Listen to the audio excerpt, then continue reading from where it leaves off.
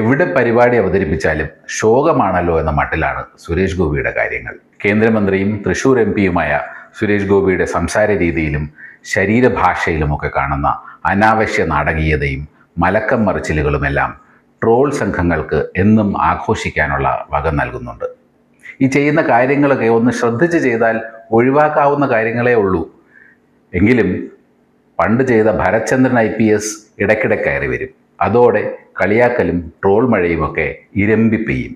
അതൊന്നും കാര്യമാക്കാതെ പഴയപടി വീണ്ടും നാടകീയതയുടെ തോളിലേറി അദ്ദേഹം ട്രോളർമാർക്ക് ആഘോഷ ദിനങ്ങൾ സമ്മാനിക്കും. ഇത് തുടർന്നുകൊണ്ടേയിരിക്കുന്നു. ഇപ്പോഴിതാ വീണ്ടും സുരേഷ് ഗോപി വാർത്തകളിൽ നിറയുകയാണ്. തദ്ദേശ സ്വയംഭരണ സ്ഥാപനങ്ങളിലേക്കുള്ള തിരഞ്ഞെടുപ്പിൽ തിരുവനന്തപുരത്തെ ശാസ്തമംഗലത്തുള്ള ഒരു ബൂത്തിൽ വോട്ട് രേഖപ്പെടുത്തിയതിനാണ് അദ്ദേഹം വാർത്തകളിൽ ഇടം നേടുന്നത്.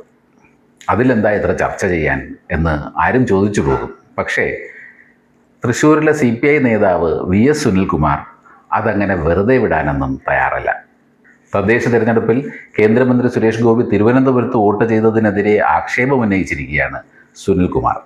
അതിന് കാരണവുമുണ്ട്.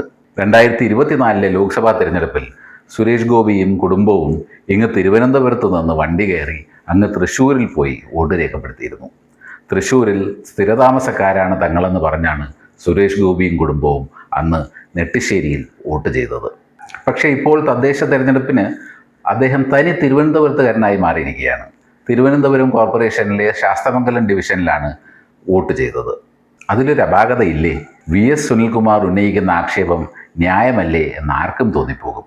ഇതെങ്ങനെ സംഭവിച്ചുവെന്ന് തിരഞ്ഞെടുപ്പ് കമ്മീഷനും കേന്ദ്രമന്ത്രിയും മറുപടി തന്നേ മതിയാകൂ എന്നാണ് സുനിൽകുമാറിൻ്റെ പക്ഷം.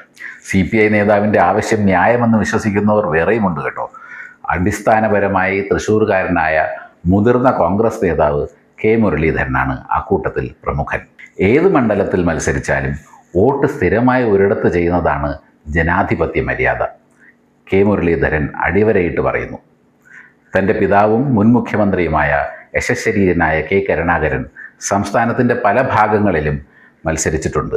എങ്കിലും അദ്ദേഹത്തിന് ഒരൊറ്റ മേൽവിലാസമേ ഉണ്ടായിരുന്നുള്ളൂ എന്നാണ് K മുരളീധരൻ കൂട്ടിച്ചേർക്കുന്നത്. അപ്പോൾ സുരേഷ് ഗോപി ചെയ്തതിൽ എന്തെങ്കിലും ന്യായമുണ്ടോ? അങ്ങനെ ചെയ്യാൻ നിയമസാധുതയുണ്ടോ? ആക്ഷേപമുയർന്നതോടെ സുരേഷ് ഗോപിയുടെ പ്രവൃത്തി ന്യായീകരിച്ചുകൊണ്ടുള്ള വാദങ്ങളുമായി ഭാരതീയ ജനതാ പാർട്ടി അണികൾ മുന്നിട്ടിറങ്ങിയിട്ടുണ്ട്. അവർ എന്തൊക്കെ വാദമുഖങ്ങൾ ഉന്നയിച്ചാലും സുരേഷ് ഗോപി ചെയ്തത് ന്യായമാണോ എന്ന് ചിന്തിക്കുന്നവരാണ് ബഹുഭൂരിപക്ഷം ജനാധിപത്യ വിശ്വാസികളും.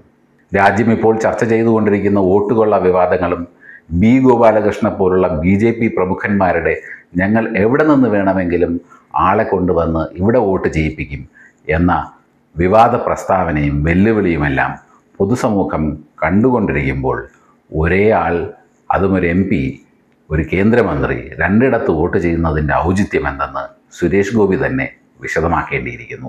സുരേഷ് ഗോപിക്ക് മാത്രമല്ല, ഇലക്ഷൻ കമ്മീഷനും ഇത് വിശദീകരിക്കാനുള്ള ബാധ്യതയുണ്ട്.